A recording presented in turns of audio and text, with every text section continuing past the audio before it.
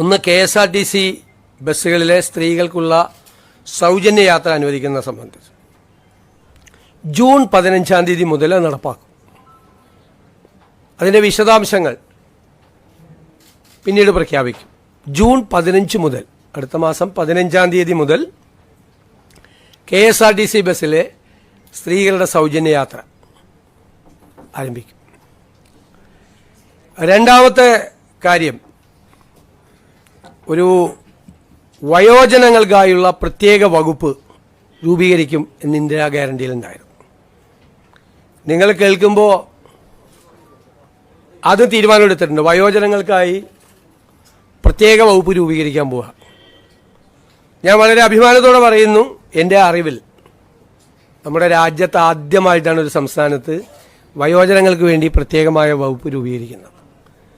ഞങ്ങൾ ആ വകുപ്പ് രൂപീകരിച്ചതിന് ശേഷം ഇത് ഏറ്റവും ഭംഗിയായി നടപ്പാക്കിയ രാജ്യം ജപ്പാനാണ്. ഏറ്റവും ഭംഗിയായി വയോജനങ്ങളുടെ ഒരു ജീവിതം തന്നെ മാറ്റിമറിച്ച വിപ്ലവകരമായ ഒരു നടപടിയാണ് ജപ്പാനിലെ ഗവൺമെൻറ്റുകൾ സ്വീകരിച്ചത്.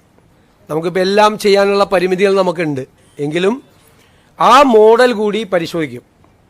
അതിനുള്ള ഒരു നല്ല സ്റ്റഡി അടുത്ത 1-2 മാസത്തിനുള്ളിൽ പൂർത്തിയാക്കി കേരളത്തിലെ വയോജനങ്ങളെ, ഞാൻ കരുതുന്നത് ഒരു സമൂഹം പരിഷ്കൃതമാണോ അല്ലയോ എന്ന് പരിശോധിക്കാനുള്ള ഒരു അളവുകോൽ ആ സമൂഹത്തിലെ മുതിർന്ന ആളുകളോട് എങ്ങനെ പെരുമാറുന്നു എന്നതാണ്. ഇപ്പം നമുക്ക് കേരളം സിവിലൈസ്ഡ് സൊസൈറ്റിയാണ്, പരിഷ്കൃത സമൂഹമാണെന്ന് ലോകത്തോട് മുഴുവൻ വിളിച്ചു പറയണമെങ്കിൽ പ്രായമായവരുടെ അല്ലേ, അവരോട് ഏറ്റവും മാന്യമായി, അവരെ കരുതലോടുകൂടി, അവരെ ചേർത്ത് പിടിച്ചുകൊണ്ടുള്ള ഒരു സമീപനവും പദ്ധതികളും കേരളത്തിലുണ്ടാകണം ധാരാളമായി.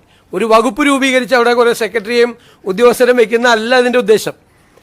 വലിയ ലക്ഷ്യങ്ങളാണ് അതിൻ്റെ അകത്തുള്ളത്. സ്വപ്നതുല്യമായ കാര്യങ്ങൾ ഈ വയോജന വകുപ്പ് രൂപീകരിച്ചതിൻ്റെ പുറകിലുണ്ട്. അത് പുറകെ സ്റ്റെപ്പ് ബൈ സ്റ്റെപ്പായിട്ട് നടക്കും. അതിനുള്ള വിശദമായ ഒരു പഠനം തന്നെയാണ് വയോജന വകുപ്പിനെ സംബന്ധിച്ചുള്ള.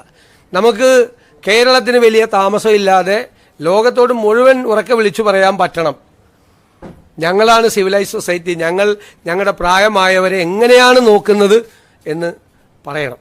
അതാണ്. അപ്പോൾ ആ 2 ഗ്യാരണ്ടി നടപ്പാക്കാനുള്ള തീരുമാനം എടുത്തിട്ടുണ്ട്.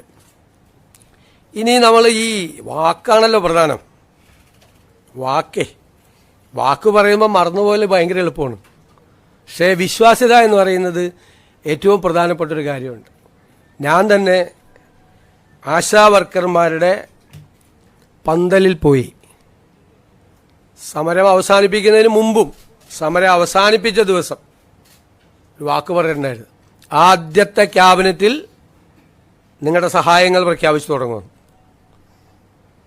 എല്ലാം അവരാവശ്യപ്പെട്ട മുഴുവൻ കാര്യങ്ങളും ചെയ്യണമെന്ന് നമുക്കുണ്ട്. പക്ഷെ നിങ്ങൾക്കറിയാമല്ലോ, നമ്മളൊരു സമ്പദ് വ്യവസ്ഥയെക്കുറിച്ചുള്ള ഒരു പഠനങ്ങളൊക്കെ നടക്കുന്നേ ഉള്ളൂ.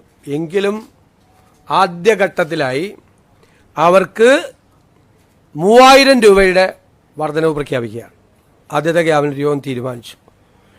റിട്ടയർമെൻറ്റ് ബെനിഫിറ്റിനെ സംബന്ധിച്ചിട്ടുള്ള യോഗം അടുത്ത 1 മാസത്തിനുള്ളിൽ തന്നെ അതുകൂടി തീരുമാനിച്ചു പ്രഖ്യാപിക്കും. കാരണം അതിൻ്റെ കുറച്ച് ഫിനാൻഷ്യൽ ലയബിലിറ്റിയും മറ്റ് കാര്യങ്ങളെക്കുറിച്ചുള്ള റിപ്പോർട്ടുകൾ വളരെ പെട്ടെന്നല്ലേ, നമ്മളിപ്പോൾ ചാർജ് എടുത്താലേ നമുക്കിതൊക്കെ ചോദിക്കാൻ പറ്റുള്ളൂ. അതൊക്കെ വരാനുള്ള ചില കാലതാമസങ്ങൾ കൊണ്ട് മാത്രമാണ്. അപ്പോൾ അവരോട് പറഞ്ഞ വാക്കുകൾ തീർച്ചയായിട്ടും പാലിക്കും. ആദ്യഘട്ടത്തിലാണ് 3000 രൂപ വർദ്ധിപ്പിക്കുന്നത്. റിട്ടയർമെൻറ്റ് ബെനിഫിറ്റിൻ്റെ കാര്യം ഒരുപാട് തീരുമാനിപ്പിക്കും. കുറച്ചുകൂടി കഴിയുമ്പോൾ അടുത്തൊരു ഘട്ടവും കൂടി പ്രഖ്യാപിക്കും. പോർട്ടബിൾ വാട്ടർ ഫിൽറ്റർ ഉപയോഗിച്ച് ധൈര്യമായിട്ട് ഏത് ടാപ്പിൽ നിന്നും നിങ്ങൾക്ക് അണുമുക്തമായ വെള്ളം ഇതുപോലെ കുടിക്കാം. GCAT-ൻ്റെ ഒരു പുതിയ ഉൽപ്പന്നമായിട്ടാണ് ഞാൻ ഇവിടെ വന്നിരിക്കുന്നത്. വളരെ ഈസി ആയിട്ട് നിങ്ങൾ അത് വിവരിച്ചു തരാം.